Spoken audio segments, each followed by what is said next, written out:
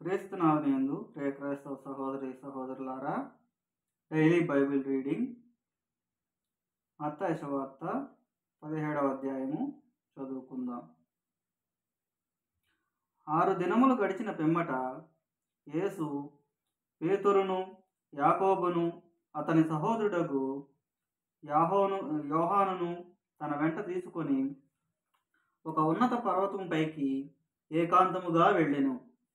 అచ్చట వారి ఎదుట యేసు రూపాంతరము చెందెను.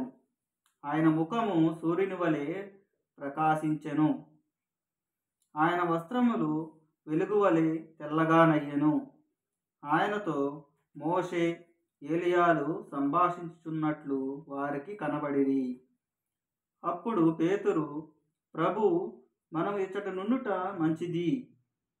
నీకు అనుమతి అయినచో నేను నీకు ఒకటి, మోషేకు ఒకటి, ఏలియాకు ఒకటి 3 శిబిరములను నిర్మింతును అని పలికెను. అంతలో ఒక కాంతివంతమైన మేఘము వారిని ఆవరించెను. అప్పుడు అదిగో, ఆ మేఘము నుండి, ఈయన నా కుమారుడు, నాకు ప్రియమైన వాడు, ఈయనను గూర్చి నేను ఆనందభరితుడనైతిని, ఈయనను ఆలకింపుడు అని వాణి వినిపించెను. ఇది వినిన శిష్యులు మిక్కిలి భయభ్రాంతులై ఓరగిలబడిరి. అప్పుడు యేసు వారి కడకు వచ్చి వారిని తట్టి, లెండు, భయపడకుడు అని పలికెను. అంతట వారు కనులెత్తి చూడగా వారికి యేసు తప్ప మరెవరూ కనిపించలేదు. వారు ఆ పర్వతము నుండి దిగి వచ్చుచుండగా యేసు వారితో, మనుష్య కుమారుడు మృతుల నుండి లేపబడు వరకు మీరు ఈ దర్శనమును గూర్చి ఎవరితో చెప్పరాదు అని ఆజ్ఞాపించెను. అప్పుడు శిష్యులు, అట్లయినా ఏలియా ముందుగా రావాలనని ధర్మశాస్త్ర బోధకులు ఏల పలుకుచున్నారు అని ప్రశ్నించిరి. అందుకు ఆయన, తప్పక ఏలియా ముందుగా వచ్చి సమస్తమును చక్కదిద్దును. అయితే మీతో చెప్పినదేమనగా, ఏలియా వచ్చియే ఉన్నాడు, కానీ ప్రజలు అతనిని గుర్తింపక అతని పట్ల తమకు ఇష్టము వచ్చినట్లు ప్రవర్తించిరి. మనుష్య కుమారుడును అట్లే వారి వలన శ్రమలు పొందబోచున్నాడు అనెను. శిష్యులు అప్పుడు యేసు తమతో ప్రస్తావించినది స్నాపకుడగు యోహానును గూర్చి అని గ్రహించిరి. వారు అప్పుడు జనసమూహమును చేరగా అందు ఒకడు యేసు ముందు మోకరెళ్ళి, ప్రభు, నా పుత్రుని కరుణింపుము, మూర్ఛ రోగము వలన తీవ్రముగా బాధపడుచు అనేక పర్యాయములు నిప్పులోను నీళ్లలోనూ పడుచున్నాడు. నేను ఇతనిని తమ శిష్యుల వద్దకు తీసుకొని వచ్చి తిని, కాని వారు ఇతనిని స్వస్థపరపలేకపోయిరి అనెను. అందుకు యేసు వారితో, మీరెంత అవిశ్వాసులు, ఎంత భ్రష్టులు! నేను మీతో ఎంతకాలం ఉందును? ఎంతవరకు మేము సహింతును? వానిని నా యొద్దకు తీసుకొని రండు అని చెప్పెను. యేసు ఆ పిశాచమును గద్దింపగా అది వదిలిపోయెను.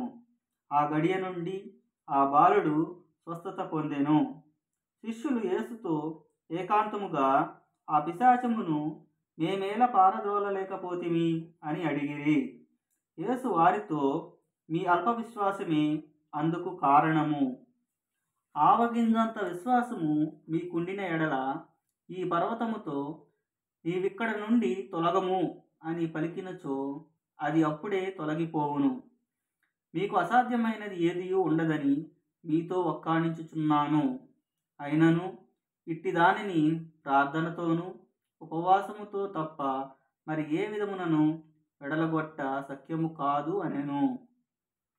పిమ్మట వారు గలిలయలో తిరుగుచుండగా యేసు, మనుష్య కుమారుడు శత్రువులకు అప్పగింపబడబోచున్నాడు, వారు ఆయనను చంపుదురు, కానీ 3వ దినమున లేపబడును అని వారితో చెప్పగా వారు మిక్కిలి దుఃఖించిరి.